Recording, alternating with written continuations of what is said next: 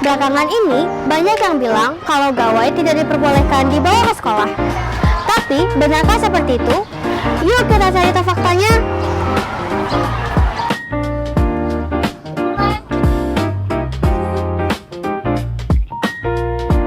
Yang perlu dipahami, aturan terbaru bukan tidak memperbolehkan penggunaan gawai, melainkan pembatasan penggunaan gawai pada saat tidak diperlukan pada proses pembelajaran di sekolah.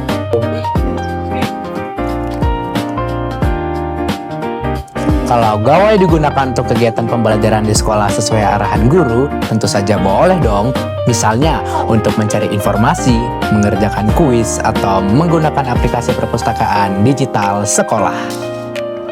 Lalu, menurutmu, mengapa aturan pembatasan gawai ini dibuat? Pertama, tentu supaya kita lebih fokus untuk belajar. Dan yang kedua, peraturan ini dimaksudkan agar murid lebih banyak berinteraksi dengan teman secara langsung di sekolah. Dan yang ketiga, agar kita lebih bijak untuk menggunakan media sosial. Di era masa kini, gawai seringkali menjadi distraksi. Orang yang kecanduan gawai akan cenderung menoleh untuk mengecek gawai dari notifikasi. Maka dengan pembatasan ini, kita diajak untuk terus bijak menggunakan teknologi. Jadi, bagaimana proses pengumpulan, penyimpanan, dan pengambilan gawai di SMP Safras 4 Bandar Lampung?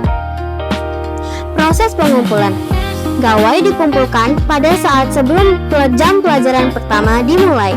Gawai dikumpulkan oleh petugas gawai kelas, yaitu murid yang telah ditunjuk sebelumnya. Lalu, petugas gawai meletakkan gawai dengan aman dan hati-hati di kotak gawai yang telah disediakan sekolah. Penyimpanan. Gawai yang telah dikumpulkan ke petugas lalu dicatat dan disimpan ke meja wali kelas. Sekolah pasti akan menjaga keamanan gawai. Namun, murid bertanggung jawab atas komitmennya. Prosedur pengambilan. Gawai tentu bukan tidak diperbolehkan untuk digunakan, melainkan ada mekanisme dan ketentuan khusus pengambilan. Pertama, gawai dapat digunakan saat pembelajaran harian selesai. Kedua, gawai dapat digunakan saat guru sedang melakukan proses pembelajaran menggunakan gawai dengan izin dan pengawasan dari guru mata pelajaran.